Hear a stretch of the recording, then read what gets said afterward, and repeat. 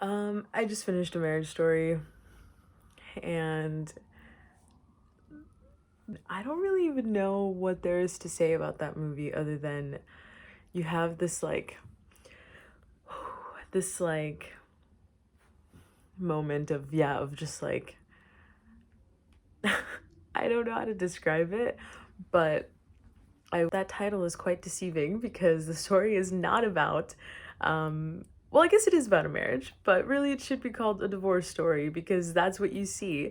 You see this couple, Charlie and Nicole, going through a divorce and what that means for them and their child.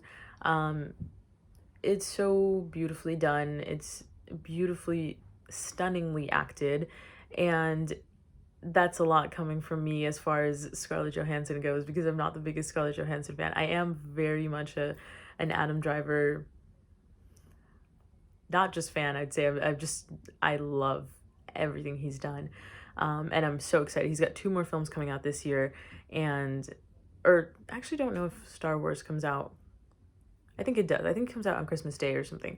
But anyway, it's amazing. It is one of the most honest films I've seen. I wouldn't say that it's my favorite only because that title still belongs to Honey Boy and probably will, although I will be watching 1917 next week and I'm super excited about that, and I do think that might take maybe top place. But anyway, tell the story of Charlie and Nicole. They are both artists. She's an actress and he's a director, and they live in New York, but they're making a transition to LA, and it just it's definitely feels like an indie as far as it's a little slice of life. There's no doesn't get wrapped up um in any sort of cheesy Hollywood construct of what a film should be. Um you're kind of sitting there thinking when is something going to happen, but not in a bad way. Like, it's got a running time of 2 hours and 17 minutes. And I will say, I felt for both of them. I felt for everybody involved, especially the child. But the last 30 minutes really just drive it home and make you think about love and affection in a way that maybe you hadn't before, at least I hadn't before.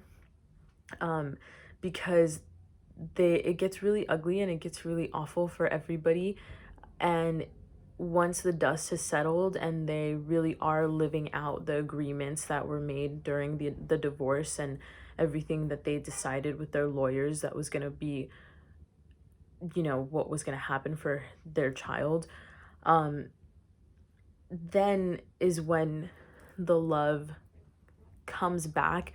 And it's not in a romantic sense at all, but there's a beautiful moment at the end um where Adam Driver's character, Charlie, comes to pick up his son, and he picks him up because he fell asleep. And then Nicole notices that his shoelaces are untied, and she runs to tie his shoelaces. And there's no trace of romantic love or feelings at all, but there's a sense of caring that comes back, and it's such a beautiful moment, and the film is just filled with those. And I don't think I particularly loved at any um like transitions, or the score was great. I did think that was just like it added something to it that made you feel um the pain of the film.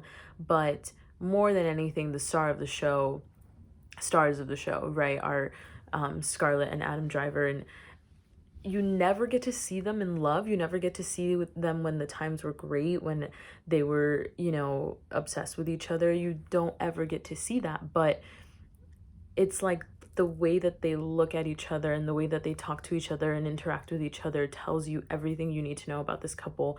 And that is such a testament to their performances, but also the writing. I read just a quick like synopsis or something, and it said on there that none of the movements that were made, or any of the dialogue that was said, everything was scripted. Obviously they have to like bring that to life as well, but it's such a testament to the writing of the film and how raw and honest that writing was to bring it to be exactly the way that it was and have it be something that felt so truthful and something that I've never seen portrayed on film in the way that this was. Because that's life. And as unfortunate as it is, 50% of marriages end in divorce, and it's a really harsh reality, but there's just literally no guarantee. And when that exists and when that's true, that means that something else is taking place. There are consequences to that process. So what happens with the child? What happens when that relationship, she says something in an argument they have. She says, I can't believe that I have to know you forever.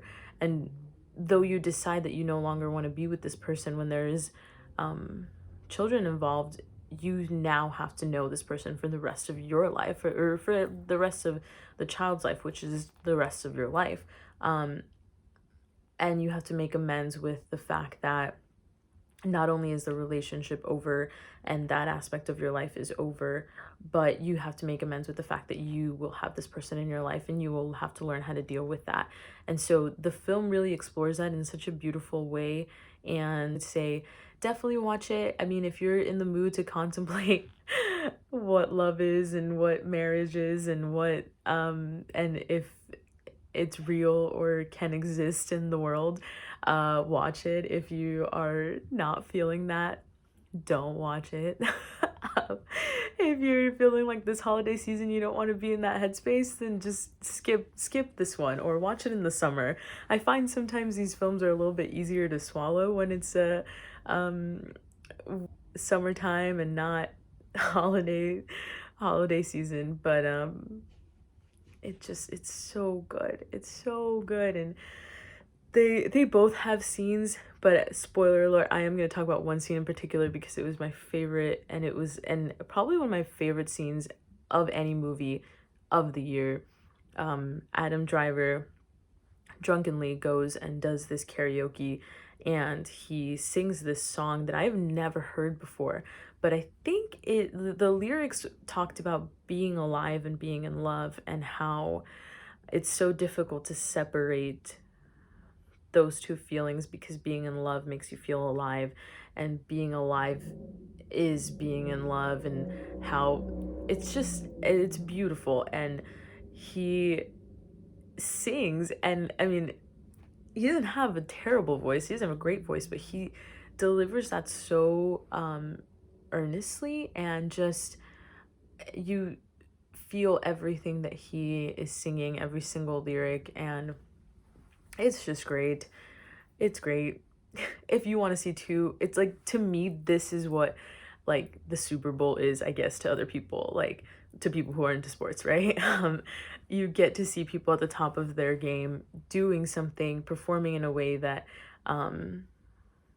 like is just so exciting and so raw.